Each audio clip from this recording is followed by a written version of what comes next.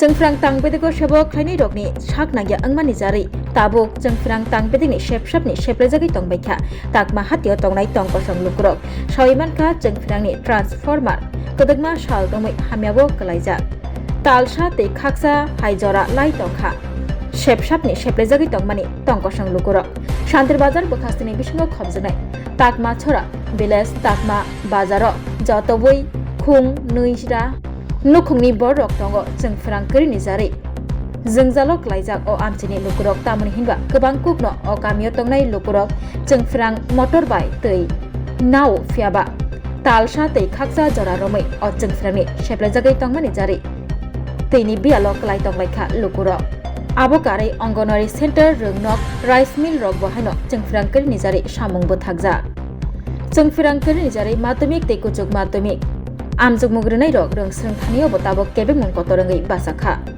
অবাহাইনো জলিওই খুব খেংলাইখা কামিনী লোকুরক এখন কি চাইবেন আপনি? এখন চামো যে আমাদের যে ট্রান্সফরমার অতি সত্তর দেওয়ার জন্য এবং এখানে যাতে কারেন্টের বিলটা নেওয়া হয়। কতজন গ্রাহক এই 150 জন আছে আমাদের এই ট্রান্সফরমার আন্ডারে। মেইল আছে তিনটা আছে রাইস মিল, আবার বাজারে তো 100-150 দোকান আছে, তারা সবাই অন্ধকারে ভুগছে।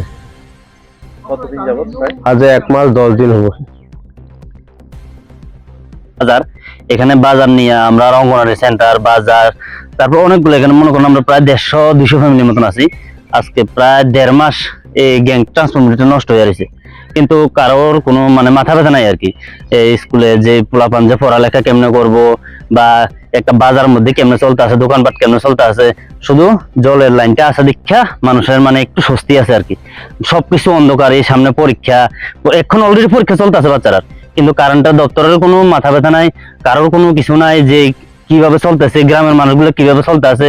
আর কারেন্টের দপ্তরে যদি আমরা গেছিলাম যে কইছিলাম যে আমরা কারেন্টে তো নষ্ট হয়ে গেছে, ট্রান্সফরমারটা নষ্ট হয়ে গেছে, এটা কি করার, কইতে যে তোমরা বিল জমা মেরেছে। তো ঠিক আছে, বিল জমা মেরেছে, যারা বিল জমা মেরেছে তার দোষ, আমরা তো আর বিল জমা নাই, তো আমরা কি দোষ? আমরা এটাই জানতে চাই যে আমরা কি দোষ। সবাই তো আর মনে করেন এখানে 150-200 ফ্যামিলি আছে, তার মধ্যে মনে করেন 100 ফ্যামিলি ধরলাম কারেন্ট বিল আছে জমা আছে, আর বাকি 50 ফ্যামিলি কি দোষ করছে তারা, এটা দেখার জন্য আর কি যে আমরা কি দোষ, আমরা ছেলে মেয়েরা পড়তে পারতেছে না, আমরা অসুবিধা হইতে আছে, আমরা কি দোষ। এটাই কতদিন যাবত প্রায় 1.5 মাসের উপর হয়ে গেছে, 2 মাসের কাছাকাছি হয়ে গেছে। এখন কি চাইতো? আমরা চাইতেছি অতি সত্তর আমরা কারেন্ট এটা পাল্টিয়ে নতুন আনিয়ে লাগাই দেওয়া হোক। আর মনে করেন যে কারেন্ট বিল যারা জমা আছে তারা কারেন্ট দপ্তর কিভাবে কালেকশন করবে তার ব্যাপার, এটা আমাদের মাথা ব্যথা না। তারা বললে কয় যে হ্যাঁ তোমরা তারা কারণ টাকা কালেকশন করে এনে 1 লাখ 1.5 লাখ টাকা কালেকশন করে এনে দিন, আমরা কি বেতন পাইনি কি তার কাছে যে আমরা কালেকশন করে এনে দিতাম? তোমরা কারণ বুঝে তোমরা কালেকশন করে নাও, লাইন কাটটা ডিসকানেক্ট করো, এটা তার ব্যাপার, এটা আমরা ব্যাপার না। তো আমরা কি লেগে তো মানে অশান্তি ভোগ করতে আছি। কিন্তু আমরা আজকে প্রায় 1.5 মাস যদি একটা কারেন্ট নষ্ট হয়ে থাকে একটা গ্রামের মধ্যে, আপনার মানুষের কতটুকু অশান্তি কতটুকু কষ্টের ব্যাপার, এটা তারা কোনো মাথা ব্যথাই নাই এটার। আমরা চাইছি আমরা কারেন্টটা তাড়াতাড়ি ঠিক হয়ে যাক, আর যারা কারেন্ট বিল জমা আছে তার ব্যাপারে তারা পদক্ষেপ নেয়। তারা যদি আইয়া কারেন্ট ঠিক মতো বিল করে যাইতো তাহলে মানুষের বিল দিয়ে দিত।